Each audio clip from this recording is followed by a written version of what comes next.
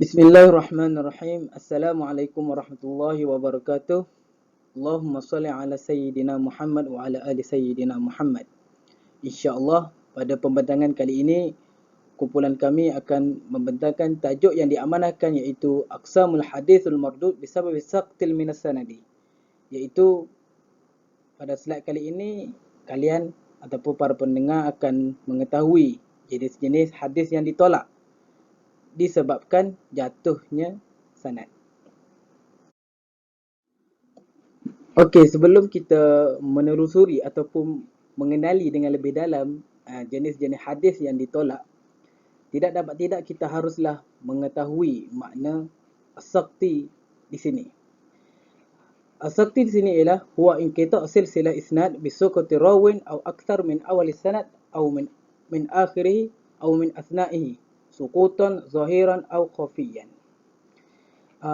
Maksudnya saqti ni adalah terputusnya silsilah, yakni rantaian sanad dengan jatuhnya rawi ataupun lebih daripada seorang, jatuhnya seorang rawi ataupun lebih daripada seorang daripada permulaan sanad ataupun akhir sanad ataupun di tengah sanad, dan gugurnya itu dalam hal keadaan sama ada zahir ataupun khafiyan, yakni tersembunyi.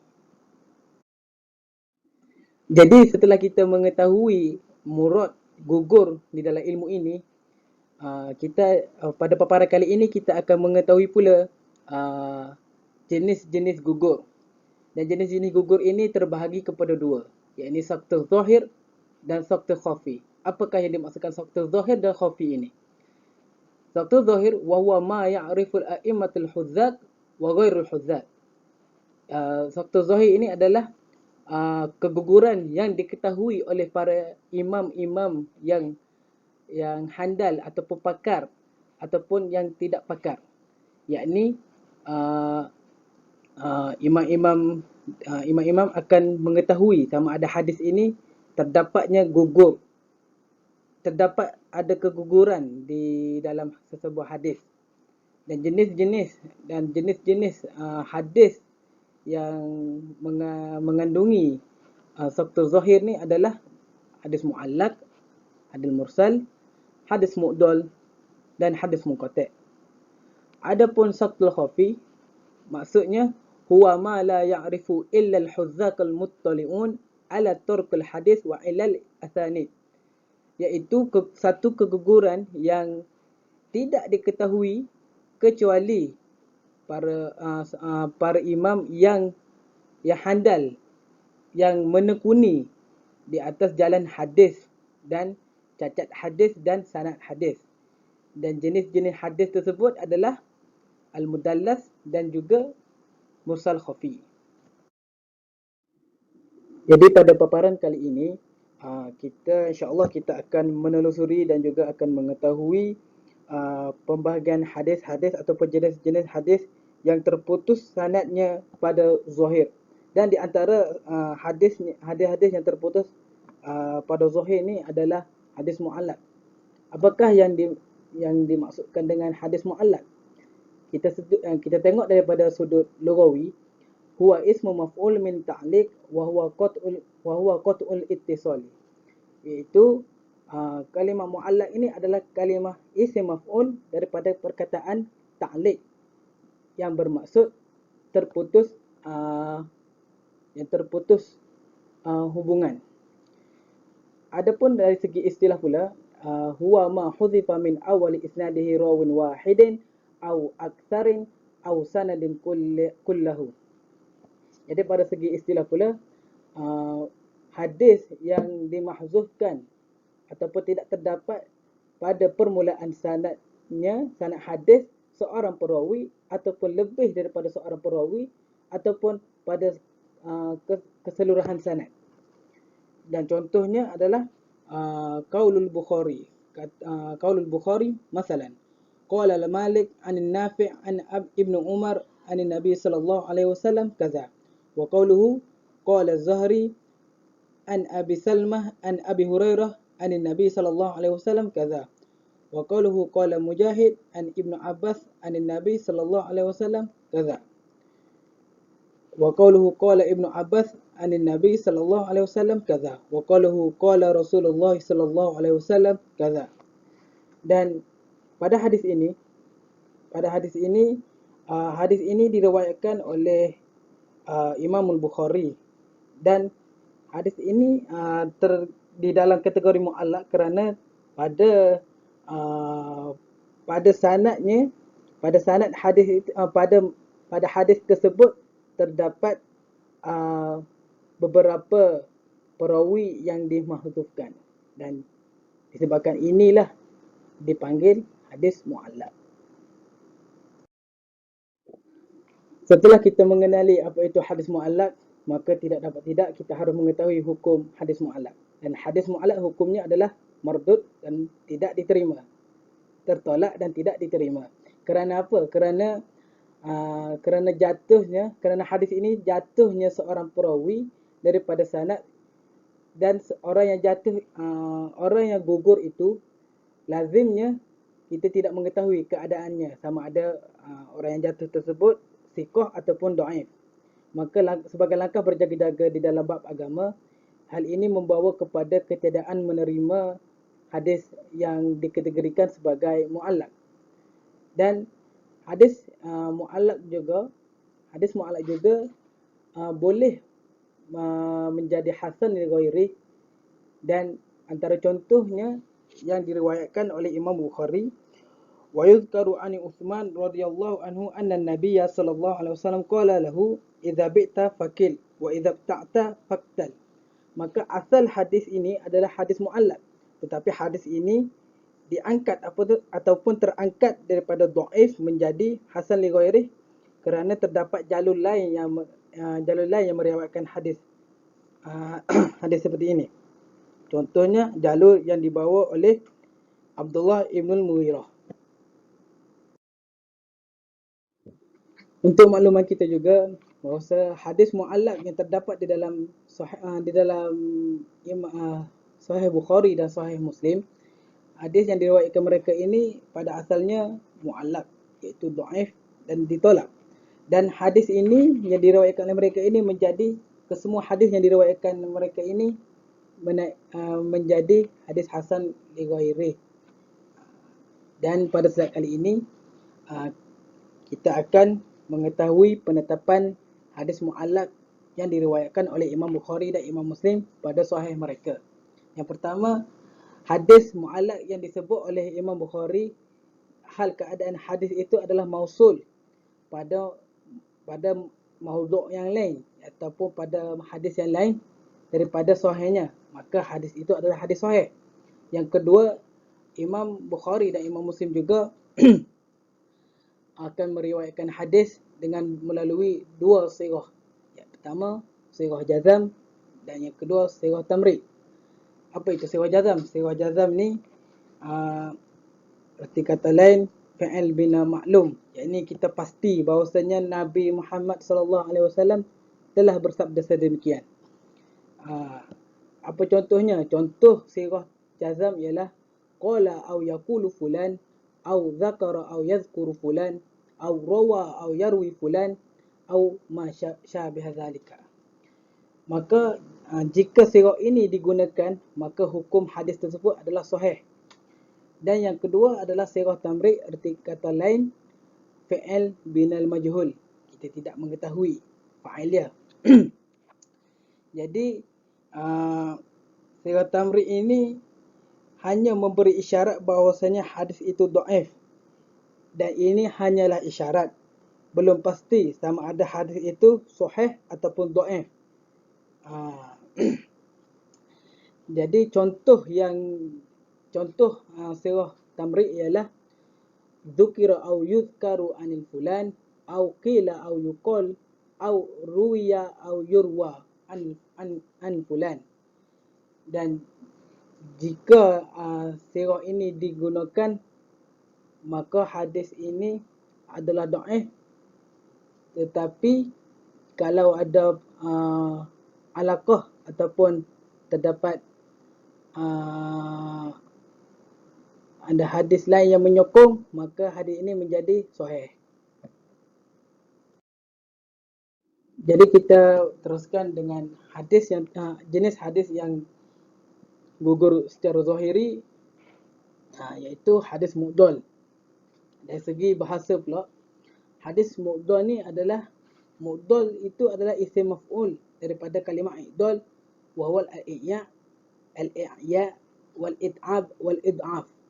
Yang bermaksud i'ya ni letih, it'ab pun letih, dan id'af pun lemah ataupun letih. Itu dari segi bahasa. Adapun dari sudut istilah, al-hadis alladhi saqata min sanadihi isnan fa sa'idah. Hadis yang gugur pada sanadnya dua orang perawi ataupun lebih, tapi dengan syarat. Syarat ni apa? Bisyaratit tawali wa tatabu' fi saqitain, iaitu gugurnya perawi itu berturut-turut. Berturut-turut. Ka'anna yasquta as-sahabi wa tabi'i au tabi'i wa tabi'ahu au isnan qablahuma. Seperti gugurnya sahabat dan tabi'i sekaligus secara berturut-turut, ataupun tabi'in dan tabi'in secara sekaligus, ataupun isna qablahuma, ataupun dua sebelum mereka. Jadi contoh hadis mu'dal ialah ma rawahu al-Imam Malik fil Muwatta annahu qala balagani an Abi Hurairah anna Rasulullah sallallahu alaihi wasallam qala lil mamluk ta'amuhu wa kiswatuhu bil ma'ruf. Fa Malik yarwi hadha al-hadith an Muhammad ibn Ajlan an abihi an Abi Hurairah wa qad jaa muttasilan hakadha fi kharij al-Muwatta fa dhahara anna saqit ithnan. Jadi pada contoh ini nyata kita boleh lihat pada periwayatan Imam Malik di dalam kitabnya iaitu Muwatta, bahwasanya beliau Imam Malik tidak menghadirkan ataupun beliau melangkaui dua orang perawi iaitu Muhammad ibn Ijlan dan ayahnya. Jadi hadis di dalam kitabnya menjadi berpangkat mu'dal. Dan hukum hadis mu'dal ni adalah dhaif. Walakinnahu idza ruwiya min tariqin akhar mislahu aw ahsanu minhu halan yartaqa ila al-hasni li ghairi wa yuqbal. Hadis mu'dal ini adalah hadis dhaif, tetapi jika terdapat periwayatan yang lain sepertinya ataupun semisalnya ataupun yang lagi ahsan daripadanya, maka hadis tersebut naik daripada dhaif menjadi hasan li ghairih, dan hadis tersebut diterima.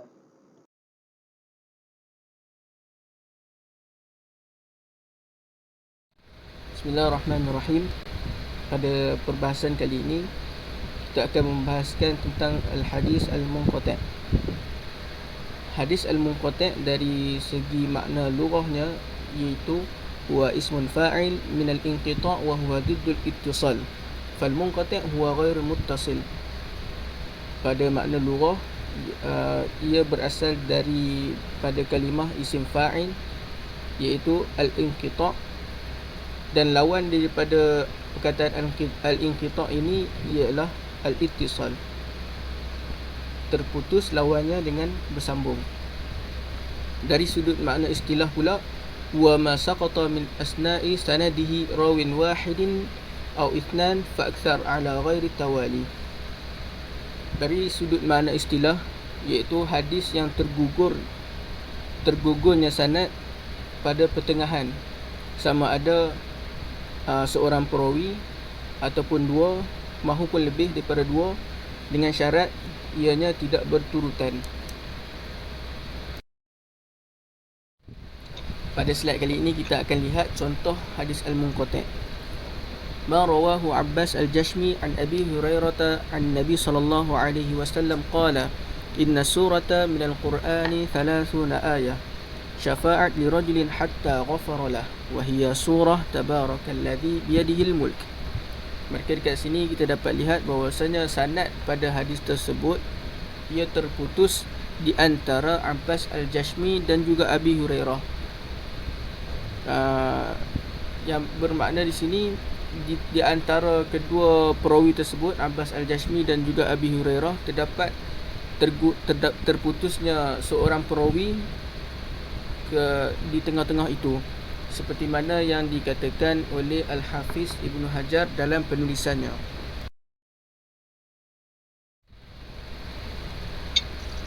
Pada kali ini kita akan lihat misal irtiqaihi ilal hasan li ghairi, seperti mana yang kita ketahui daripada hadis muallaq dan juga mu'dal. Hadis munqati' juga boleh diangkat menjadi hadis hasan li ghairi. Contoh di sini diambil daripada contoh pada slide sebelum ini, iaitu pada slide hadis Abbas Al-Jashmi itu. Dekat sini kita dapat lihat bahawasanya terdapat hadis daripada jalur yang lain yang menguatkan hadis Abbas Al-Jashmi itu, yang pada mulanya tadi ia dikira sebagai hadis yang munqati'. Tetapi terdapat hadis yang lain daripada jalur hadis Anas yang diriwayatkan oleh At-Tabrani. Hadis Anas ini martabatnya dikira sebagai martabat yang sahih. Maka disebabkan dengan sahihnya hadis Anas itu, maka hadis yang Abi Hurairah tadi yang dikira sebagai munqati' itu diangkat menjadi hadis hasan li ghairi, dengan disebabkan hadis Anas tersebut. Hukum hadis al-munqati': wa dha'ifun la yahtajju bihi wa dhalika lil jahli bihalis saqid. Iaitu hukumnya dikira sebagai hadis yang dhaif. Seperti mana yang kita maklum, hadis dhaif ini kita tak boleh berbuat ia sebagai hujah. Hal ini kerana disebabkan kita tak tahu hal keadaan keguguran pada perawi itu. Tetapi walakinnahu idza ruya min tariqin akhar mithluhu aw ahsana minhu yartaqi ila al-hasan li ghairi. Tetapi jika ada riwayat yang lain yang menceritakan perihal hadis yang sama, tetapi martabat hadis tersebut lebih ahsan ataupun lebih tinggi darjatnya daripada hadis dhaif ini, maka hadis munqati' ini boleh diangkat menjadi hadis hasan li ghairi. Sama seperti yang kita pelajari pada slide sebelum ni, seperti hadis mu'dal dan juga hadis mu'allaq. Hadis munqati' juga boleh diangkat darjatnya menjadi hadis hasan li ghairi. Seterusnya kita akan menelusuri tentang hadis al-mursal dari sudut makna lughah dan juga makna istilah. Makna lughah hadis mursal wa ismul maf'ul min al-irsal, iaitu diambil daripada kalimah isim maf'ul dengan asal perkataannya al-irsal. Al-irsal di sini bermaksud melepaskan. Maka fal mursal huwal mutlaq ghairul muqayyad. Melepaskan hadis tanpa mengikatnya dengan menyebut nama rawi ataupun nama guru. Untuk lebih memahami apakah erti mursal, marilah kita lihat apakah makna istilahnya pula. Fi istilah wal hadis alladhi saqata min akhir isnadihi man ba'da tabi'in, ataupun takrif yang lebih mudah, wa huwal hadis alladhi rafa'ahu at-tabi'in ila Nabi sallallahu alaihi wasallam, iaitu hadis yang terus mengangkat nama tabi'in kepada Nabi sallallahu alaihi wasallam tanpa menyebut nama sahabat ataupun perawi selepas daripada Nabi sallallahu alaihi wasallam. Maka hadis mursal ni dia terus menyandarkan nama tabi'in kepada Nabi sallallahu alaihi wasallam. Seperti mana contoh yang dapat kita lihat, an yaqulu at-tabi'in qala Rasulullah sallallahu alaihi wasallam. Maka kat situ kita dapat lihat dia terus menyandarkan sanadnya kepada tabi'in kepada Nabi sallallahu alaihi wasallam tanpa menyebut siapakah perawi ataupun sanad selepas tabi'in itu. Kalau kita ikut daripada jalur yang betul, kita tengok daripada Nabi, kemudian para sahabat, kemudian baru tabi'in. Maka kat sini kita lihat hadis mursal ini terus menyandarkan nama tabi'in kepada Nabi SAW. Pada slide yang berikutnya kita akan lihat contoh-contoh hadis al-mursal. Seterusnya kita akan lihat contoh hadis al-mursal. Contoh hadis mursal ini apa yang telah diriwayatkan oleh Al-Imam Malik pada kitabnya Al-Muwatta, iaitu an Zaid bin Aslam an Atha bin Yasar anna Rasulullah sallallahu alaihi wasallam qala inna shiddatal har min fayhi jahannam. Maka kat sini kita lihat pada jalur sanadnya bahawasanya Atha ni adalah seorang tabi'in. Maka nama beliau Atha ni terus menyandarkan kepada Nabi SAW tanpa mengikatnya atau tanpa menyebut nama sahabat yang ada pada sanad tersebut. Jadi setelah kita mengetahui apakah itu hadis mursal dan contoh ataupun misal hadis mursal, maka eloklah kita mengetahui apakah hukum hadis mursal. Hadis mursal pada asalnya adalah hadis dhaif, tetapi menjadi titik ikhtilaf bagi ulama al-muhaddithin dan fuqaha dan lain-lain pada hukum meriwayatkan ataupun pada hukum berhujjah dengan hadis mursal at-tabi'in. Jadi hal ini terbahagi kepada 3 aqwal.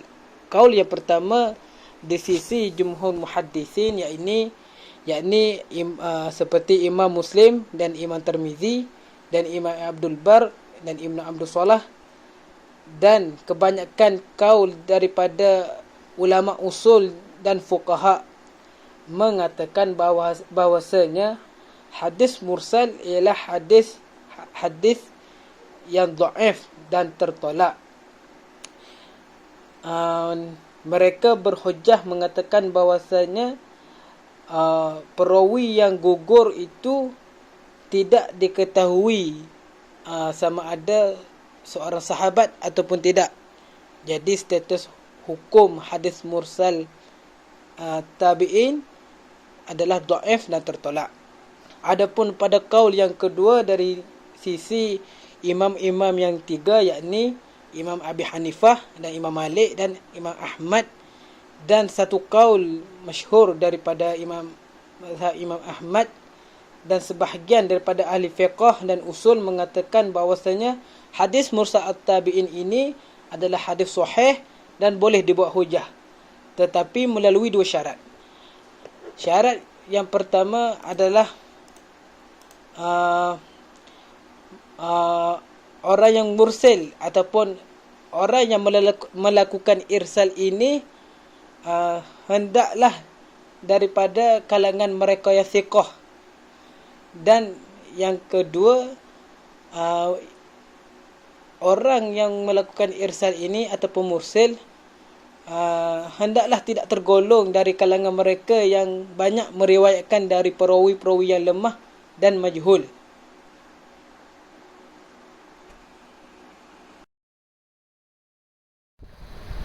Pada qaul yang ketiga, iaitu pada qaul Imam Syafi'i dan juga para a'immah mazhab Imam Syafi'i, mengatakan bahawasanya hadis mursal itu diterima, tetapi mestilah hadis itu disandarkan hanya kepada kibar tabi'in sahaja, seperti mana kibar tabi'in Sa'id bin Musayyab.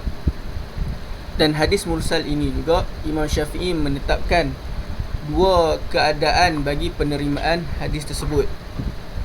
Pada keadaan yang pertama, an-nasyarikahu al-huffaz fa asnadauhu, iaitu ataupun dalam maksud yang senang, ruwiya min tariqin akhar musnadin sahihin, iaitu bahawasanya al-huffaz, iaitu orang yang menghafal 100,000 hadis, beliau menjumpai hafalan ataupun hadis yang sama dengan sanad yang sahih. Maka dekat situ boleh diterima hadis mursal tersebut. Pada keadaan yang kedua, lam yusharakahu ahada minal huffaz wa innama huwa mutafarridu bihi. Fahadha yuqbal bi ahadi syurutil atiyah. Yang mana pada keadaan yang kedua ini al-huffaz tidak ada hadis yang menyerupai, ataupun tidak al-huffaz itu tidak menjumpai hadis mursal, tetapi beliau hanya menghafal satu hadis, yang mana hadis tersebut hanya satu tu je dalam hafalannya yang ada dalam peringkat mursal. Maka disebabkan hanya ada satu je hadis tersebut dalam hafalannya yang peringkatnya pada peringkat mursal, maka ada syarat-syarat yang tertentu, iaitu ada 3 syarat. Jika ada salah satu daripada syarat tersebut, maka hadis itu diterima.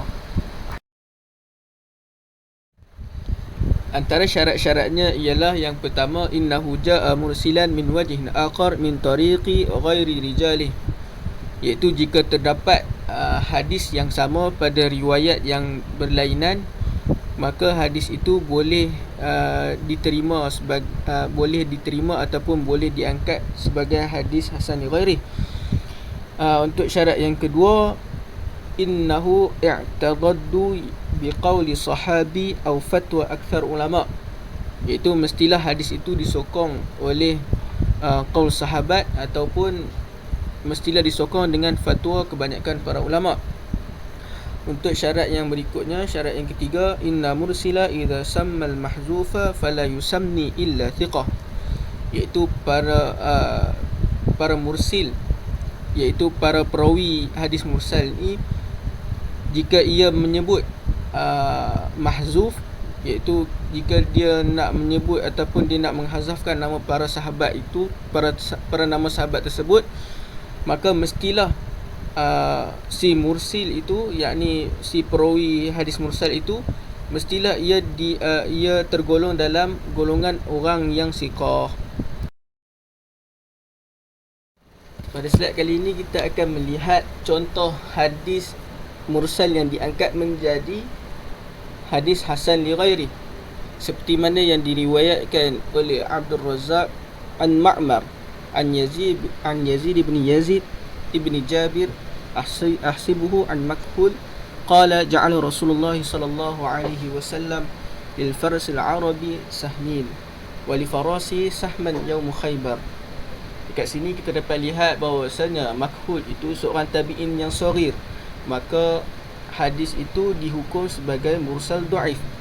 Namun hadis Makhul ini diangkat menjadi kepada taraf hasan li ghairi apabila ia dikuatkan dengan jalur yang diriwayatkan oleh Al-Bukhari dan juga Muslim pada sanad Ibnu Umar.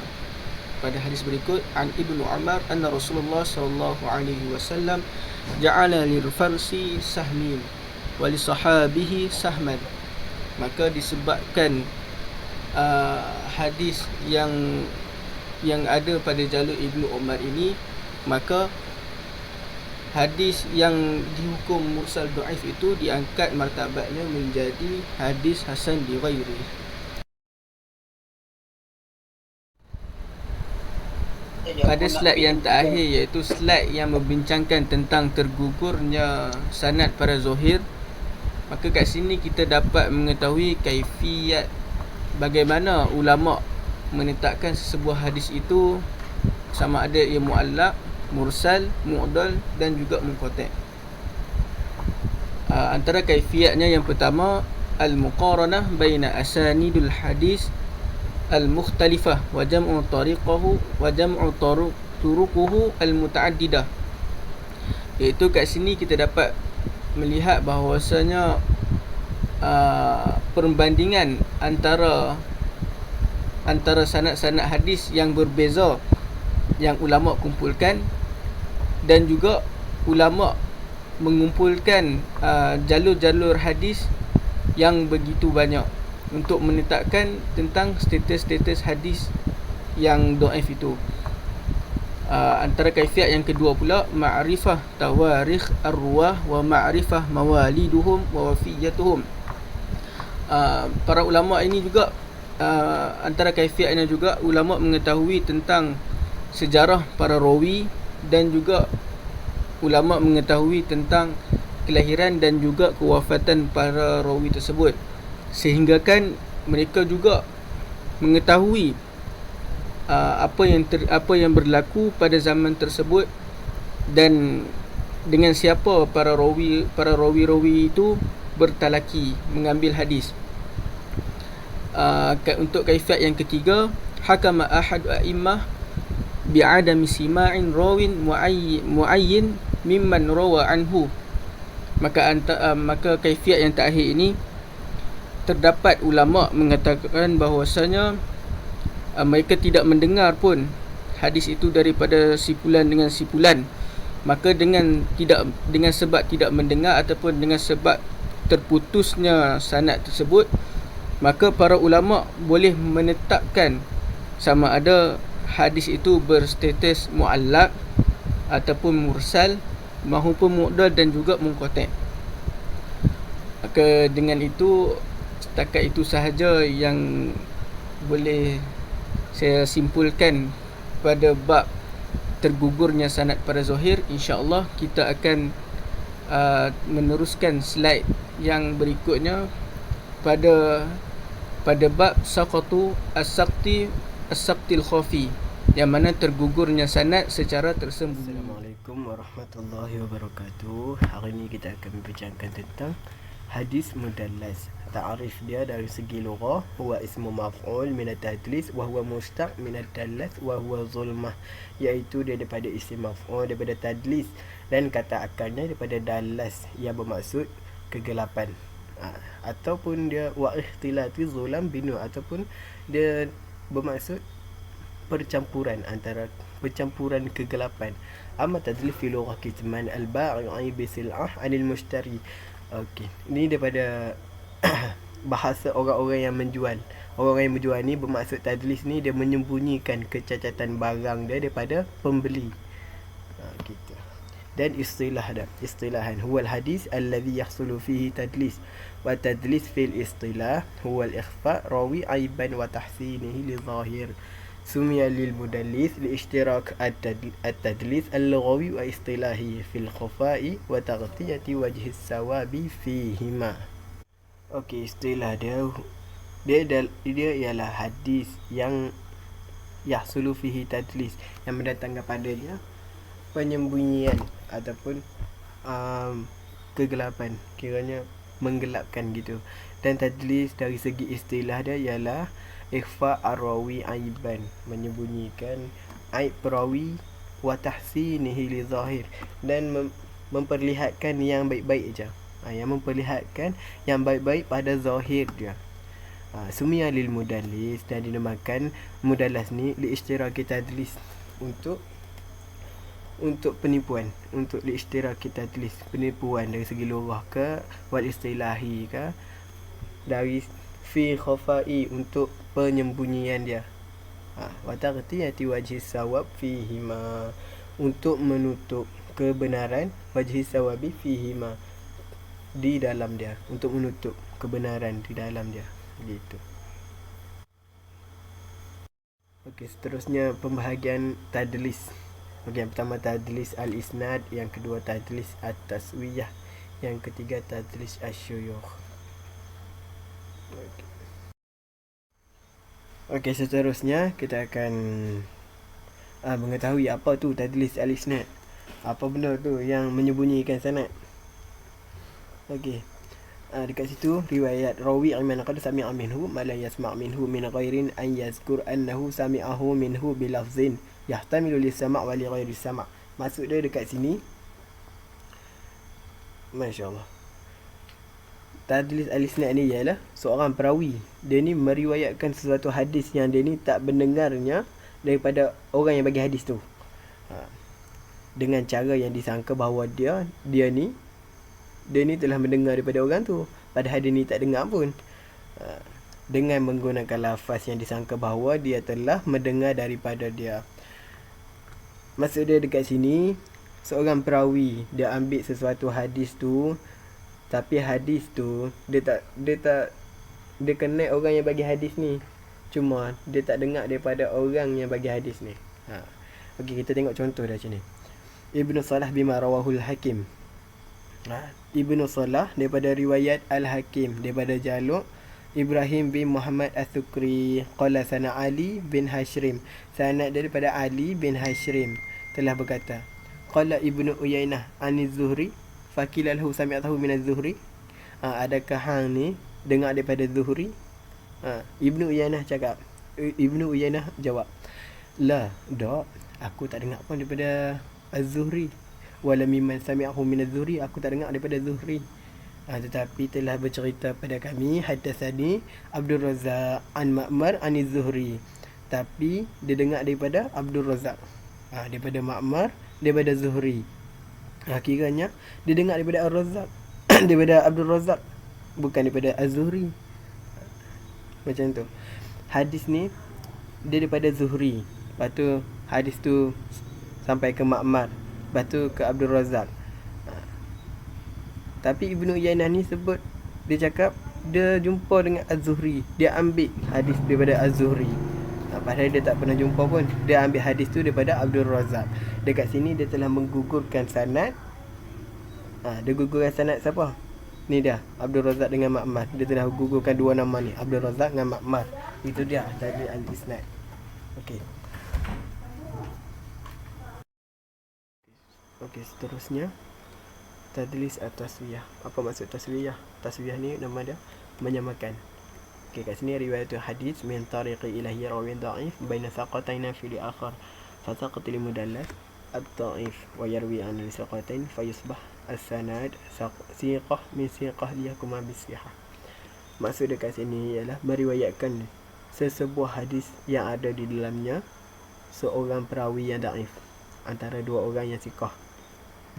Lalu perawi tersebut dia menggugurkan orang yang daif ni, seorang perawi yang daif ni daripada orang-orang yang siqah, untuk menjaga kesihatan, menjaga kiranya hadis tu bersih daripada orang-orang yang daif.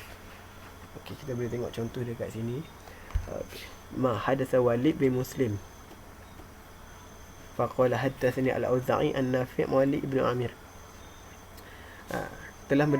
Kami telah mendengar Al-Auza'i An-Nafi' Maulid Ibnu Amir.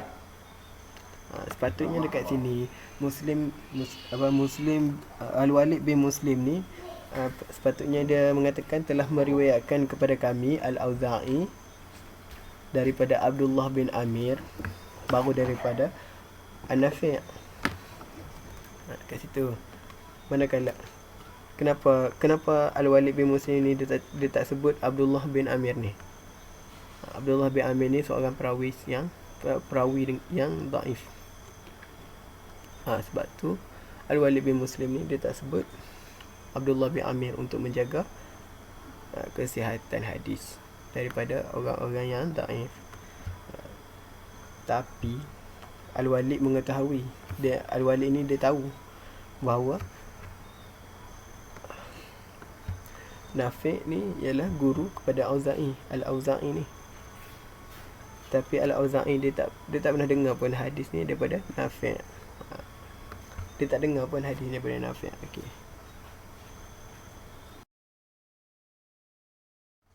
Yang terakhir, tadlis asy-syuyukh. Syuyukh maksud dia guru ataupun cikgu. Okey, tadlis asy-syuyukh ni ialah seorang perawi meriwayatkan daripada seorang guru sebuah hadis yang didengar daripadanya. Kemudian dia memberi nama panggilan.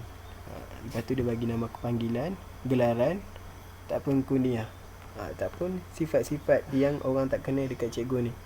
Untuk apa? Untuk cikgu ni tidak dikenali oleh orang-orang. Kita tengok contoh dia. Contoh dia ini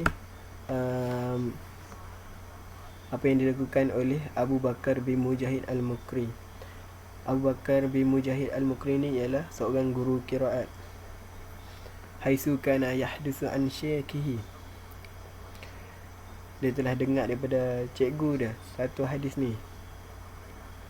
Dia bagi kunyah Abdullah bin Abi Abdillah. Siapa dia Abdullah bin Abi Abdillah? Dia ni ialah Abu Bakar Abdullah bin Abi Daud As-Sijistani. Sebab apa dia tak bagi tahu nama betul? Sebab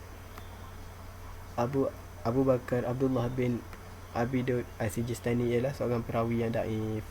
Dia tak mau tahu cikgu dia ni seorang, dia tak mau bagi orang kenal cikgu dia ni sebagai seorang perawi yang daif. Tu sebab dia bagi kunyah yang orang tak tahu. Okey. Okey, perbezaan antara tiga jenis hadis mudallas ni. Yang pertama, tadlis al-isnad. Apa maksud tadlis al-isnad? Tadlis al-isnad ni ialah menyembunyikan sanad.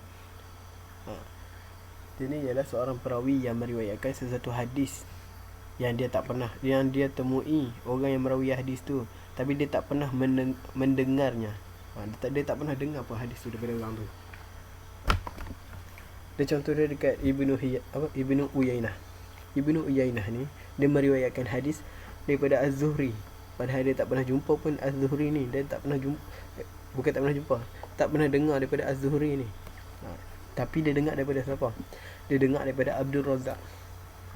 Az-Zuhri dia bagi tahu dekat Ma'mar, lepas tu dia bagi tahu dekat Abdul Razak. Abdul Razak bagi tahu dekat Ibnu Uyainah. Maksudnya dekat situ hadis ni daripada Az-Zuhri, tapi Ibnu Uyainah terus meriwayatkan hadis ni ke Az-Zuhri tanpa menyebutkan dua orang nama ni. Dekat situ dia telah menjadikan hadis ni tadlis al-isnad. Dia menyembunyikan sanad. Dia tak sebutkan dua nama ni. Siapa dia nama ni? Ma'mar dengan Abdul Razak. Dekat situ dia tadlis al-isnad, menyembunyikan sanad. Okey, yang kedua ialah tadlis at-taswiyah. Tadlis taswiyah ni maksud dia apa? Tadlis taswiyah ni dia antara dua orang rawi ni ada seorang perawi yang daif. Untuk menjaga kesihatan sanad, dia menggugurkan seorang perawi yang daif ni antara yang siqah. Yang dia tinggal ialah orang-orang yang siqah yang merawikan hadis ni. Okey, apa contoh dia? Contoh dia kat sini Al-Walid, yang riwayat dia daripada Al-Walid bin Muslim. Dia kata dia telah meriwayatkan kepada kami Al-Auza'i daripada Nafi'.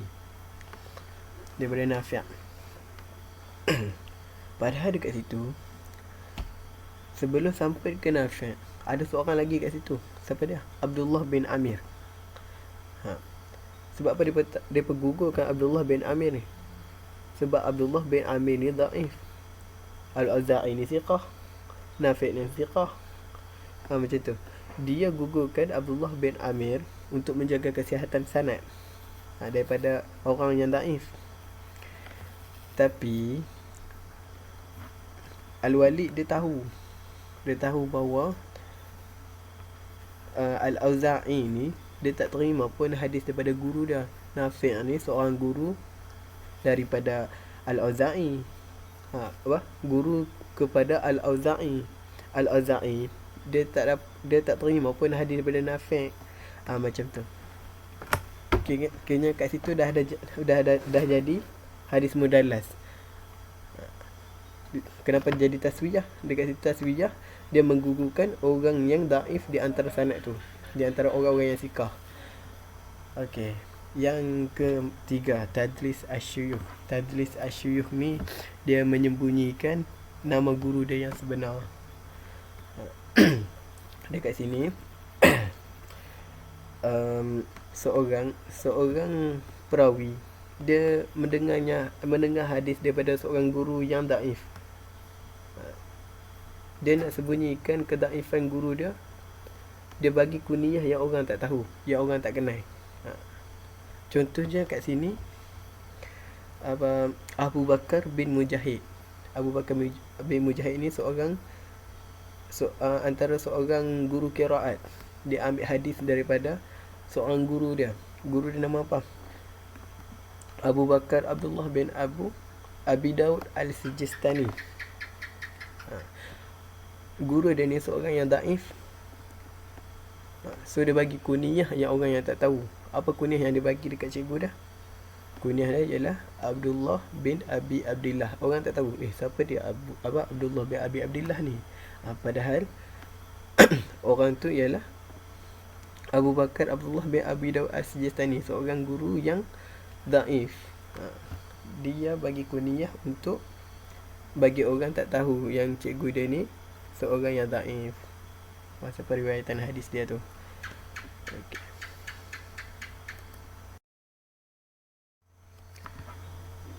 Okey, seterusnya ialah sebab-sebab tadlis. Sebab-sebab tadlis ni yang pertama ialah dha'fu syekh. Kelemahan syekh, kedaifan syekh. Syekh ni sama ada daif ataupun dia majhul, ataupun dia tidak dikenali, ataupun dia majhul lah. Dekat sini dia ada dua segi. Okay. Sama ada dari segi tadlis al-isnad ataupun tadlis at-taswiyah. Kedaifan syekh ni dari segi tadlis al-isnad, dia seperti Ibnu Uyainah lah. Dia bersangka dia mendapat hadis daripada seorang guru, padahal dia tidak jumpa pun cikgu tu. Dia kenal cikgu tu, tapi dia tak jumpa, dia tak ambil pun hadis tu. Dia sangka dia dapat. Padahal cikgu tu dia ada anak murid. Contoh macam ni, cikgu tu ada anak murid. Cikgu tu bagi hadis dekat anak murid dia, lepas tu anak murid dia bagi kat anak murid dia lagi, baru sampai dekat Ibnu Uyainah. Kedaifan syekh dekat situ, Ibnu Uyainah dia terus meriwayatkan hadis tu terus ke cikgu tu tanpa menyebutkan dua orang ni. Kat situ dari segi tadi al-isnad, kedaifan dia kat situ. Dia tak sebutkan dua orang yang dia bagi ni. Okey, yang kedua ialah tadlis at-taswiyah. Dari segi tadlis at-taswiyah, kedaifan syekh kat situ, dia tahu dekat dalam riwayat sesuatu hadis tu ada seorang yang daif. Dengan kedaifan dia rasa macam kena buang seorang yang daif ni untuk menjaga kesihatan sanad tu. Kat situ dah timbullah kedaifan syekh dah. Okey, yang kedua ialah ta'akhir wafati syekh, kewafatan syekh. Dekat sini dia ada cerita pasal syekh ni diamal kematian. Tapi dekat sini sebelum dia syekh ni meninggal, dia ada bagi hadis dekat sesuatu kumpulan. Kira macam ni, ada dua orang yang mendengar dan seorang yang tak dengar. Dekat sini dia jadi macam kita boleh anggap kat sini macam taswiyah. Seorang yang daif, dia bukan tak dengar, dia acuh tak apa nak dengar. Ada orang ni lagi sikah dengar. Dekat situ dia buang orang yang daif tu. Okay, yang ketiga, saya terus ini syekh, umur yang muda. Syekh ni umur muda, umur dia muda daripada orang yang ambil hadis dekat dia. So dekat situ, kalau nak katakan umur muda ni, boleh katakan kanak-kanak lah. Kanak-kanak dekat sini, kanak-kanak dia tak mampu, macam ingat tak ingat je. Lagipun kalau ambil hadis tu dekat orang yang budak-budak ni, tak sepenuhnya betul. Apa yang saya faham kat sini, saya urus sini share, umur dia muda daripada orang yang ambil hadis. Orang hak tua ni ambil hadis dekat orang yang muda. Kat situ. Okey, seterusnya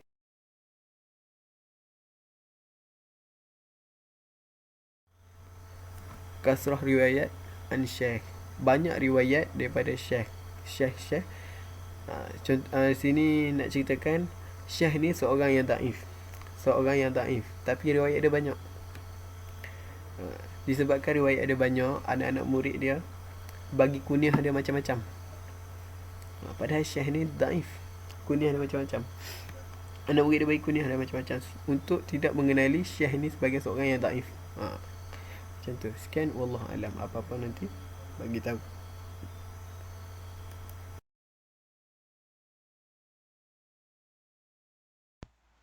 Bismillahirrahmanirrahim. Alhamdulillahirabbil alamin wa bihi nasta'in wa la udwana illa 'alal zalimin.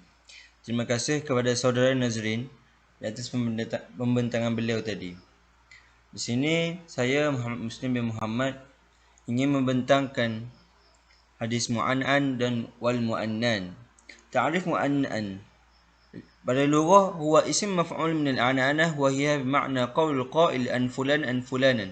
Istilah ma yuaddihi ar-rawi bi lafzin an min ghairi bayan lit-tahdits aw al-ikhbar aw as-sama'. Ta'rif hadis mu'annan ialah dari segi lughah iaitu isim maf'ul daripada an'anah, iaitu dengan makna qaul qa'il iaitu perawi daripada fulanan an fulanan. Istilah pula ma yuaddi apa yang merujuk kepada rawi dengan lafaz an daripada selain yang dinyatakan melalui tahdis percakapan awil ikhbar ataupun perkhabaran awis sama ataupun pendengaran. At-ta'rif mu'annan pula lughah huwa isim maf'ul min al-annana wa hiya bima'na qaul qa'il an fulanan qala. Istilahan yuaddi ar-rawi bi lafzin an min ghairi bayan lit-tahdis awil ikhbar awis sama'. Huwa isim maf'ul daripada an-annanah iaitu dengan bermakna daripada perawi yang meriwayatkan daripada an fulanan qala yang berbunyi an fulanan qala.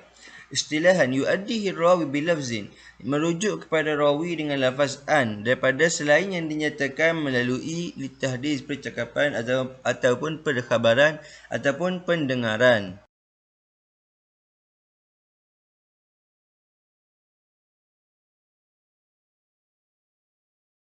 Hukumnya pula الصحيح في عنعنة الراوي وما شابهها أنها مهمولة على اتصال بشرط أن يكون مستعملهما ثقة غير مدلس. وأما إذا كان معروفا بالتدليس وأن فلا تقبل إلى ما صرح فيه بالسماء أو الإخبار أو التحديث. صحيح pada عنعنة, pada rawi عنعنة dan apa yang menyerupai padanya iaitu diambil berat mahmulah, diambil timbang berat ataupun seolah-olah mendengar ke atas penyambungan riwayat daripada sanad daripada jalur tersebut dengan syarat penggunaannya siqah dan bukanlah seorang yang mudallas, dan juga diketahui dengan tadlis dan an'an. Maka tidak, dan sekiranya diketahui perawi tersebut seorang yang mudallas ataupun an'an dan tidak diketahui dan tidak diterima kecuali apa yang dijelaskan padanya melalui pendengaran ataupun perkhabaran ataupun percakapan. Di sini dinyatakan bahawa sahih yang menyerupai an'anah ar-rawi itu yang ditimbang berat, ditimbang berat melalui periwayatan dengan syarat penggunaannya seorang siqah dan tidak mudallas. Dan di sini juga diberitahu bahawa sekiranya di ma'ruf bahawa perawi itu mudallas dan an'an, maka tidak diterima kecuali apabila dijelaskan.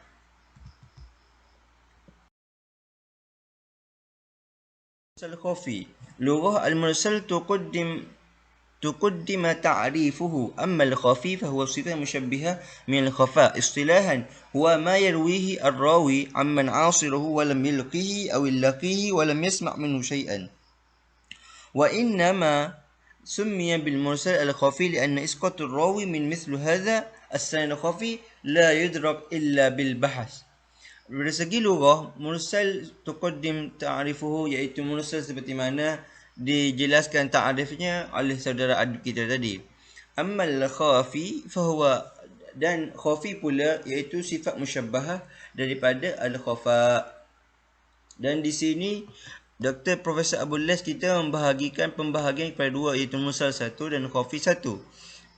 Iaitu dari segi lughah dan dari segi istilah, apa yang diriwayatkan daripada perawi itu pada zamannya dan tidak bertalaqi ataupun tidak berjumpa ataupun laqihi ataupun tidak berjumpa juga dan tidak mendengar sesuatu pun daripadanya. Dan dinamakan mursal khafi ini kerana menyembunyikan perawi seperti contoh sanad yang akan dijelaskan selepas ini dan tidak diidrak kecuali dibahaskan.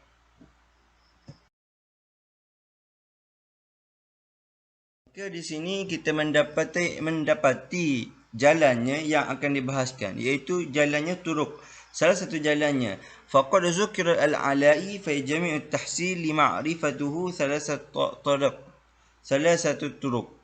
Dan disebutkan imam salah seorang imam al-Ala'i di dalam kitabnya Jami'ut Tahsil dengan mengetahui 3 jalan. Untuk mengetahuinya adalah 3 jalan. An ya'rifu adamul liqa' bain rawi wal marwi anhu ma' kaunihima fi 'asr wahid. Dan diketahui tidak berjumpa ataupun tidak bertelaki di antara perawi dan yang meriwayatkan daripadanya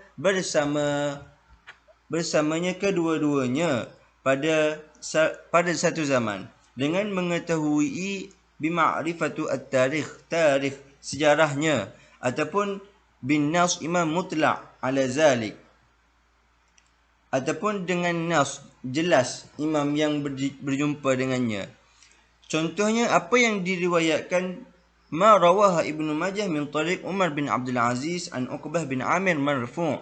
Dan contohnya apa yang diriwayatkan oleh Ibnu Majah daripada jalan Umar bin Abdul Aziz daripada Uqbah bin Amir secara marfu', rahimahullah harisul haras. Yang berbunyi hadis rahimahullah harisul haras. Mizzi, berkata Imam Mizzi, Umar bin Abdul Aziz lam yalqi Uqbah bin Amir lianna Umar bin Abdul Aziz wulida fi hudud sunnah sittain lil hijrah, bainama kan wafat Uqbah bin Amir sunnah 58 lil hijrah, ay qabla wiladah Umar bi sittain. Di sini Imam Tirmizi atau Imam Mizzi kita menyebut Umar bin Abdul Aziz dia tidak berjumpa pun dengan Uqbah bin Amir, kerana Umar bin Abdul Aziz lahir pada tahun 66 Hijrah dan kewafatan Uqbah bin Amir pula pada tahun 58 Hijrah. Jadi mana mungkin Umar bin Abdul Aziz dapat berjumpa dengan Uqbah bin Amir, sedangkan Uqbah bin Amir adalah wafat sebelum kelahirannya. Begitulah kata-kata Imam Al-Mizzi kita. Pula kepada turuk yang kedua, iaitu an yu'rifu adamus sima' ar-rawi anil marwi anhu bi an yasrih ar-rawi nafsuhu bi adamus sima' aw nas'im ala zalik. Dan diketahui tidak mendengar perawi daripada apa yang diriwayatkan daripadanya, yang jelas bahawa dirinya iaitu perawi tidak mendengar langsung ataupun berjumpa langsung dengan imam, ataupun tidak mendengar langsung daripada imam tersebut. Contohnya hadis Abi Ubaidah an Ibn Mas'ud qala kharaja an-nabi li hajatihi faqala at-timsuli salasata ahjar qala fa ataituhu bi hajrayn wa rawsihi fa akhadha al-hajrayn wa alqa ar-rawsih qala innaha raqs. Qala at-Tirmizi Abu Ubaidah lam yasma' min abihi. Di sini Imam At-Tirmizi memberitahu Abu Ubaidah tidak mendengar langsung daripada ayahnya. Jadi di sini Abi Ubaidah adalah seorang mudallas mengikut At-Tirmizi, iaitu tidak mendengar langsung daripada ayahnya, iaitu Ibn Mas'ud.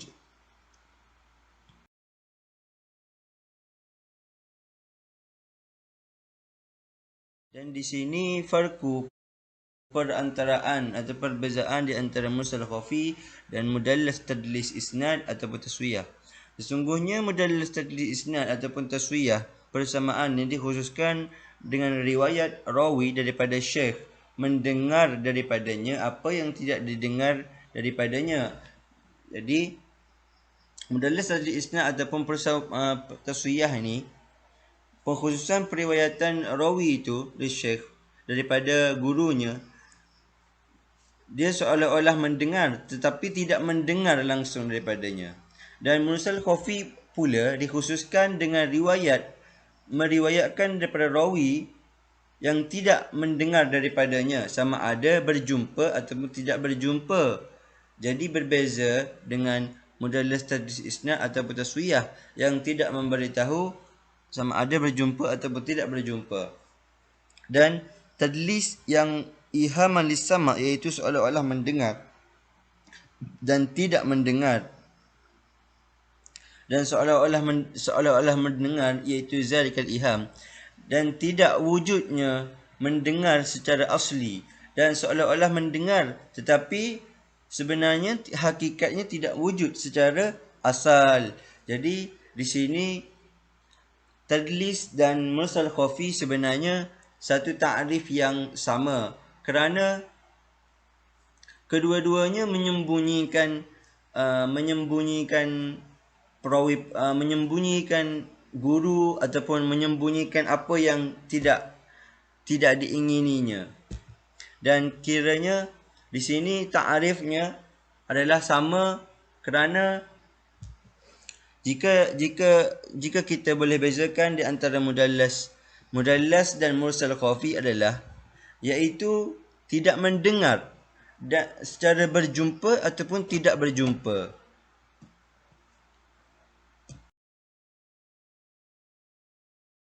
Hukum bersama contoh irtiqai il hasan li ghairihi, iaitu hukum beserta contoh bagi menaikkan hadis kepada hasan li ghairihi. Hukumnya adalah daif kerana munqati, kerana terputus, dan tidak diketahui keadaannya apabila saqit, apabila menyembunyi, apabila sunyi, kecuali dinaikkan darjatnya kepada hasan li ghairihi apabila datang jalan akhir, iaitu jalan yang lain contohnya, ataupun untuk memperelokkan daripadanya. Contohnya apa yang diriwayatkan oleh Imam Nasa'i daripada jalan Abi Ubaidah daripada Abdullah bin Mas'ud daripada Abdullah berkata, la'anallah والمنتصمات المتنمصات والمتفلجات والمتوشمات والمغيرات خلق الله. فأتته امرأة فقال أنت الذي تقول كذا وكذا. قال وما لي لا أقول ما قال رسول الله. هذا الإسناد ضعيف لأن أبا عبيدة لم يسمع من أبي شيئا كما عرفنا، وله متابع رواه البخاري ومسلم من طريق القمة عن عبد الله مرفوعا مثله ارتقى به الحسن لغيره. Jadi di sini Imam Nasa'i mendatangkan jalan daripada Abi Ubaidah bin Abdullah bin Mas'ud an Abdullah qala, seperti yang disebutkan sehinggalah akhir hadis. Dan Profesor Abu Les menyatakan jalan ini, sanad ini adalah lemah kerana Aba Ubaidah tidak mendengar daripada ayahnya langsung seperti mana kita ketahui. Tetapi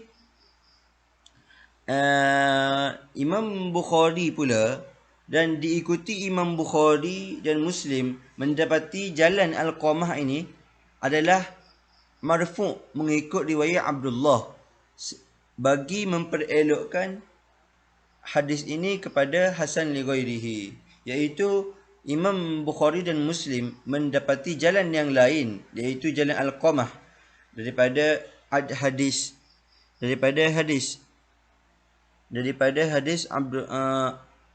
hadis Aba Ubaidah.